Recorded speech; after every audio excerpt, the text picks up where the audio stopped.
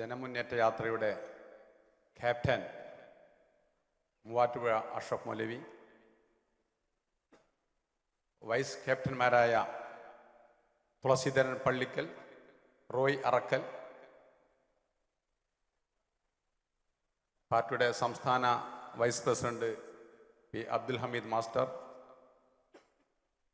പാർട്ടിയുടെ ജനറൽ സെക്രട്ടറിയായ അജ്മൽ ഇസ്മായിൽ, പി റഫീഖ്, സെക്രട്ടറിമാരായ സിയാദ്, അബ്ദുൽ ജബ്ബാർ, ജമീല, ജോൺസൺ കണ്ടഞ്ചിറ, സംസ്ഥാന സമിതി അംഗങ്ങളായ അൻസാരി ഏനാത്ത്, അൻവർ മുസ്തഫ പാലേരി,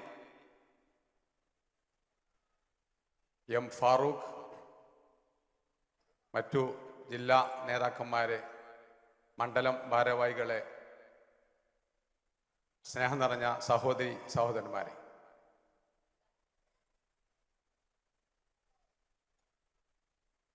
കാലാവസ്ഥ ഇന്ത്യയുടെ സാമൂഹ്യ അവസ്ഥ ഒരു പോരാളികൾക്ക് അവരുടെ ശൗര്യം, അവരുടെ ചിന്തകൾ പ്രവർത്തിക്കേണ്ട സമയത്തിലാണ് ഉള്ളത്. ഇതിനെ തളർത്തിക്കെട്ടാൻ പല രീതികളും ഒന്ന് ഉപയോഗിച്ചു കൊണ്ടിരിക്കുകയാണ്. അവിടെയാണ് ഒരാഴ്ച മുമ്പ് SDPയുടെ ദേശീയ ജനറൽ സെക്രട്ടറി ഞങ്ങൾ 60 പാർലമെന്റ് മണ്ഡലത്തിൽ മത്സരിക്കുമെന്ന് ആദ്യമായി പ്രസ്താവന നൽകിയത്. ഇത് ഇച്ഛാശക്തിയുടെ, ധീരതയുടെ, നട്ടെല്ലിൻ്റെ ഒരു സൂചനയാണെന്ന് നമ്മൾ മനസ്സിലാക്കേണ്ടതുണ്ട്. പല ആളുകളും ഇന്ത്യ എന്ന് പറയുന്ന രാജ്യം നിങ്ങൾ നോക്കുമ്പോൾ ഭീതിയിലാണ്. 2009 ജൂൺ മാസം 21-ാം തീയതി ഡൽഹിയിൽ ഈ പാർട്ടി രൂപീകരിക്കുമ്പോൾ അവിടെ പ്രധാനമായിട്ടും 2 മുദ്രാവാക്യം ഉയർത്തുകയുണ്ടായി ഇന്ത്യ രാജ്യത്തോട്: ഭയത്തിൽ നിന്നുള്ള മോചനം, വിശപ്പിൽ നിന്നുള്ള മോചനം. ഇപ്പോഴാണ് പല പ്രതിപക്ഷ പാർട്ടികളും ഒക്കെ അത് ഇങ്ങനെ ഉണ്ട് എന്ന് അവർ ഉള്ളിലൂടെയെങ്കിലും അല്ലെങ്കിൽ പുറത്തെങ്കിലും പറഞ്ഞുകൊണ്ടിരിക്കുന്നത്. ഇവിടെയാണ് ഈ പാർട്ടിയുടെ നേതാക്കന്മാരുടെ, അണികളുടെ, അവരുടെ ചിന്താമണ്ഡലത്തിൽ നിന്ന് രൂപപ്പെടുന്നുണ്ടുള്ള യഥാർത്ഥത്തിലുള്ള ഇന്ത്യക്ക് ആവശ്യമുള്ളത് എന്താണ് എന്ന് ബോധ്യപ്പെട്ടുകൊണ്ടിരിക്കുന്നത്. ഇപ്പോഴും നമ്മളെ കേരളത്തിൽ എല്ലാവരും ഒന്നില്ലെങ്കിൽ LDFിലേക്കോ അല്ലെങ്കിൽ UDFിലേക്കോ തിരിഞ്ഞു നോക്കുകയാണ്. ഇത് നമ്മൾ മാറ്റേണ്ടതുണ്ട്.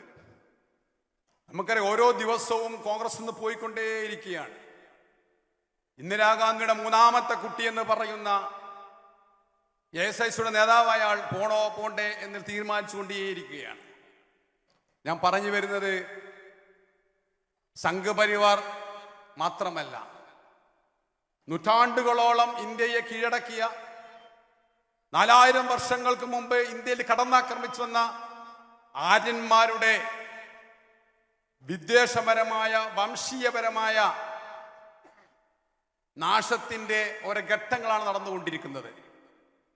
പക്ഷെ ഇവിടെ നമുക്കറിയാം, ലോകത്ത് എവിടെയൊക്കെയോ ഈ രീതിയിലുള്ള ഹുങ്കുകൾ നടക്കുമ്പോഴൊക്കെ അവിടെയൊക്കെ പ്രതിഷേധത്തിന്റെ ശബ്ദങ്ങൾ ഉടലെടുക്കുകയും സ്വാതന്ത്ര്യത്തിൻ്റെയും ഏകത്വത്തിൻ്റെയും സമത്വത്തിൻ്റെയും മഹത്വത്തിൻ്റെയും ആശയങ്ങൾ ഉയർന്നു വന്നിട്ടുണ്ട്.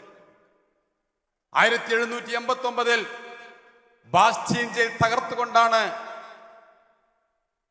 ഫ്രാൻസിലെ സ്ത്രീകളും കുട്ടികളും ഫ്രഞ്ച് ഉൾപ്പെടെ തുടക്കം കുറിച്ചത്. പ്രധാനമായിട്ടും 3 മുദ്രാവാക്യമാണെന്ന് വോൾട്ടയറും മോണ്ടസ്ക്യൂവും ഒക്കെ ഉയർത്തിയിരുന്നത്. അന്ന് അവിടുത്തെ രാജാക്കന്മാരും രാജ്ഞിമാരും പറഞ്ഞിരുന്നത്, നിങ്ങൾക്ക് റൊട്ടി വേണ്ടല്ലോ, നിങ്ങൾക്ക് കേക്ക് പോരെ എന്ന് ചോദിക്കുകയുണ്ടായി. ആ സ്ത്രീകളും കുട്ടികളും ഇറങ്ങിയതോടുകൂടി ആ രാജകുടുംബം, ആ പ്രഭു കുടുംബമൊക്കെ കാട്ടിലേക്ക് ഓടിപ്പോകുന്ന കാഴ്ച നമ്മൾ കാണുകയുണ്ടായി ചരിത്രത്തിൽ. അവിടെ ഹിറ്റ്ലറും മുസോളിനും നമ്മൾ കാണുകയുണ്ടായി ചരിത്രത്തിൽ. ഓരോ 27 കൊല്ലം കറുത്തവരെ അതിക്രമിച്ചുകൊണ്ട് അവരെ കൊന്നൊടുക്കിക്കൊണ്ട് ആ രീതിയിൽ ജയിൽ കടത്തുന്ന ഒരു മനുഷ്യനുണ്ട് ലോകത്ത്, ദക്ഷിണാഫ്രിക്കയിൽ, നെൽസൺ മണ്ടേല. അദ്ദേഹത്തിന്റെ ഒരു സുന്ദരമായ ഒരു സംഭവമുണ്ട് ചരിത്രത്തില്. അദ്ദേഹം ജയിൽ മോചിതനായിക്കൊണ്ട് ദക്ഷിണാഫ്രിക്കയുടെ പ്രസിഡന്റ് ആകുന്ന ചരിത്രത്തില്. അദ്ദേഹം പ്രസിഡന്റ് ആകുമ്പോൾ അദ്ദേഹത്തിന്റെ വണ്ടിയും കൂടെ കുറെ ആളുകളുമായിക്കൊണ്ട് ഇങ്ങനെ റോഡിലൂടെ വരുമ്പോൾ ചായ കുടിക്കാൻ വേണ്ടി ഒരു ചായക്കടയിൽ കയറുന്നുണ്ട് അദ്ദേഹം. അപ്പോൾ ഇദ്ദേഹത്തെ കണ്ടോടുകൂടി ഒരു മനുഷ്യൻ, വയോവൃദ്ധനായ ഒരു മനുഷ്യൻ തലകുനിച്ചുകൊണ്ടിരിക്കുന്നുണ്ട്. നെൽസൺ മണ്ടേല അവിടെ സപ്രോട് പറഞ്ഞു ഒരു ചായയും കടി അദ്ദേഹം കൊടുക്കുകയെന്ന്. അദ്ദേഹം അത് ആരും കാണാതെ അദ്ദേഹം വളരെ നിരാലംബനായിരിക്കുന്ന അവസ്ഥയിൽ മുഖത്തേക്ക് നോക്കാതെ കുടിക്കുന്നുണ്ട്. നെൽസൺ മണ്ടേല അദ്ദേഹം നേരിട്ട് സംസാരിച്ചു, നിങ്ങൾക്ക് എന്നെ മനസ്സിലായോ എന്നുള്ളത്. അദ്ദേഹം ആരായിരുന്നു? 27 കൊല്ലം നെൽസൺ മണ്ടേല ജയിലിൽ കടന്നപ്പോൾ അന്നത്തെ ജയിൽ സൂപ്രണ്ട് ആയിരുന്നു. വെള്ളം ചോദിച്ചപ്പോൾ മൂത്രം കൊടുത്ത ആ ജയിൽ സൂപ്രണ്ട് നിരാലംബരം നടക്കുമ്പോൾ ചരിത്രത്തിന്റെ നിയോഗം എന്ന രീതിയിൽ ആ രാജ്യത്തിന്റെ പ്രസിഡന്റായി വരുമ്പോൾ അത് മുഖത്ത് നോക്കാൻ കഴിയാതെ അദ്ദേഹം നൽകിയ ചായയും പലഹാരവും നിൽക്കുന്ന അവസ്ഥയിൽ ചരിത്രം കാണിച്ചു കൊടുക്കുകയുണ്ടായി. ഇവിടെ മനുഷ്യന്റെ മഹത്വം മാറി വരുമെന്ന് പറയുന്നത്. കറുത്ത മുന്തിരിയുടെ നിറമുള്ള നല്ല സ്പ്രിങ് പോലൊരു മനുഷ്യനുണ്ടായിരുന്നു ചരിത്രത്തിൽ. അദ്ദേഹം വിമോചനത്തിന്റെ ഒരു ആവേശം മൂത്തുകൊണ്ട് ഒരു മനുഷ്യനെ കാണാൻ പോകുന്നുണ്ട്. അഭിസംബോധന ചെയ്തു, ഉമയ്യത്തിന്റെ അടിമയാണ് എന്ന് പറഞ്ഞുകൊണ്ട്. അതിന് സ്വന്തം അസ്തിത്വമില്ലാത്തൊരു മനുഷ്യൻ, ഐഡന്റിറ്റി ഇല്ലാത്ത മനുഷ്യൻ. എനിക്കങ്ങനെ കാണണമെന്ന് പറഞ്ഞപ്പോൾ ഈത്തപ്പനെ ഒല കൊണ്ടുണ്ടാക്കിയ ആ വാതിൽ തുറന്നുകൊണ്ട് വരാൻ വേണ്ടി പറഞ്ഞു ഒരു മനുഷ്യൻ അതിൻ്റെ ഉള്ളിൽ നിന്ന്, വിശ്വവിമോചകൻ എന്ന രീതിയിൽ. അങ്ങനെ വരുമ്പോൾ ആ മനുഷ്യൻ പറയുകയാണ്, എന്റെ ശരീരം മുഴുവൻ ഒട്ടകത്തിന്റെ മൂത്രത്തിന്റെ മണമാണ്, എന്റെ ശരീരത്തിൽ ഒട്ടകത്തിന്റെ ചാണത്തിന്റെ മണമാണ്, എന്റെ ശരീരത്തിൽ വൈക്കോലിന് പുല്ലിന് മണമാണ്. അത് മാനിക്കാതെ എന്റെ അടുത്തേക്ക് മനുഷ്യൻ വന്ന് എന്നെ കെട്ടിപ്പിടിച്ചപ്പോൾ ഞാൻ പൊട്ടിക്കരഞ്ഞു പോയി എന്ന് പറയുന്ന ഒരു മനുഷ്യ ചരിത്രത്തിൽ പറയുന്നുണ്ട്. ഇവിടെ നമുക്കറിയാം 40 കോടി ജനങ്ങൾ ഇന്ത്യയിലെ ദലിത് നിവാസികളാണ്. ഇവിടുത്തെ ചാതുർവർണ്ണ്യം ഇവരെ മനുഷ്യരാക്കി കണക്കാക്കുകയില്ല. വീണ്ടും അതേ ആ സനാതന ധർമ്മത്തിലൂടെ കൊണ്ടുവരാനാണ് ആഗ്രഹിച്ചുകൊണ്ടിരിക്കുന്നത്. പക്ഷെ സുന്ദരമായ മുഹൂർത്തം കാലഘട്ടം കഴിഞ്ഞപ്പോൾ ആ മനുഷ്യൻ തന്നെയാണ് ഉയർന്ന പ്രഖ്യാപനം നടത്തിക്കൊണ്ട് ചരിത്രത്തിലേക്ക് നിയോഗിക്കപ്പെട്ടിരുന്നത്. ഞാൻ പറഞ്ഞു വരുന്നത്, ഇവിടെ നമുക്കും ഇതുപോലെ ഒരുപാട് ചരിത്രങ്ങൾ നമുക്കുണ്ട്. കഴിഞ്ഞ ഒരു മാസം മുമ്പ് എൻ്റെ വീട്ടിന്റെ മുമ്പിൽ ഞാൻ വരികയാകുമ്പോൾ വീട്ടിന് മുമ്പിൽ കാറിൽ നിൽക്കുന്നുണ്ട്.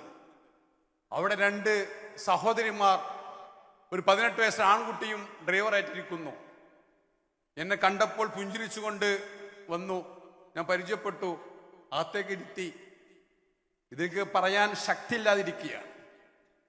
എന്നോട് പറയുകയാണ്, അങ്ങ് 2500 കിലോമീറ്റർ ദൂരത്ത് നിന്നും ജയിലറിൽ കിടക്കുന്ന ഈ അബൂബക്കർ അല്ല ഈ പാർട്ടിയുടെ ദേശീയ പ്രസിഡന്റ്, അന്നത്തെ ആദ്യത്തെ പ്രസിഡന്റ്. അത് 2 മക്കളായിരുന്നു. നിങ്ങൾ തിരുക്കാട് പോയിട്ട് ആച്ചുവിനൊന്ന് കാണണം എന്ന് പറഞ്ഞുകൊണ്ട്. ഒന്നിനുമല്ല, ഞങ്ങൾ വാപ്പ ഫോൺ വിളിച്ച് പറഞ്ഞിരുന്നു, നിങ്ങളൊന്ന് കാണി. ഇവിടെയാണ് നമ്മൾ ചേർത്ത് പിടിക്കേണ്ട അവസ്ഥ.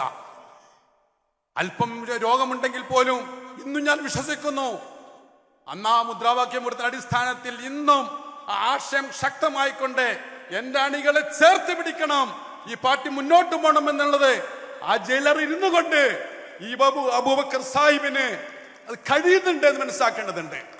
നമ്മൾ സുന്ദരമായ പ്രസംഗം കേട്ട് തിരിച്ചു പോയേണ്ടവരല്ല.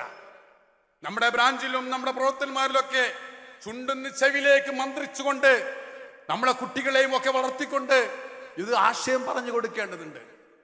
ഇവിടെ ചരിത്രം ആരാണ് വിയർക്കുന്നത്? പുതിയ ഗസ കാണിച്ചു തരുന്നു. വിയർക്കുന്നത് ആരാണ്? നെതന്യാഹുവാണ് വിയർക്കുന്നത്.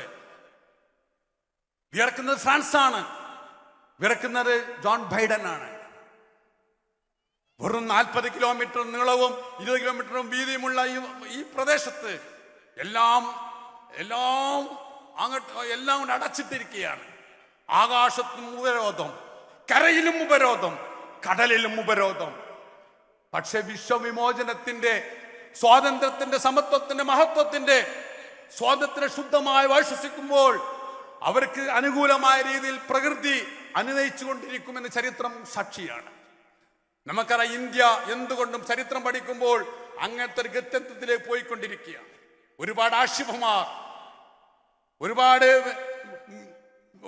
ഒരുപാട് കുഞ്ഞുങ്ങൾ, സ്ത്രീകൾ വരെ ബലാത്സംഗത്തിരയായിക്കൊണ്ടിരിക്കുന്ന അവസ്ഥയിൽ ഇവരുടെ ചോരകളോട് വീട്ടിട്ടുണ്ടെങ്കിൽ അവരുടെ ഉമ്മമാരും കുട്ടികളുമൊക്കെ അത് വളരെ ഭംഗിയോടുകൂടി സന്തോഷത്തോടുകൂടി അർപ്പണത്തിന്റെ, തൻ്റെ അടുത്ത് നട്ടലിന്റെ പുതിയ ഊർജം അവിടെ സിരകളിലൂടെ ഒഴുകിക്കൊണ്ട് പുതിയ വിമോചനത്തിന്റെ ഇന്ത്യ വീണ്ടെടുക്കും എന്ന് യാതൊരു സംശയമില്ല എന്ന് മാത്രം പറഞ്ഞുകൊണ്ട് ഈ നൽകിയ സ്വീകരണത്തിന് അഭിവാദ്യം അർപ്പിച്ചുകൊണ്ട് എന്റെ വാക്കുകൾ അവസാനിപ്പിക്കുന്നു.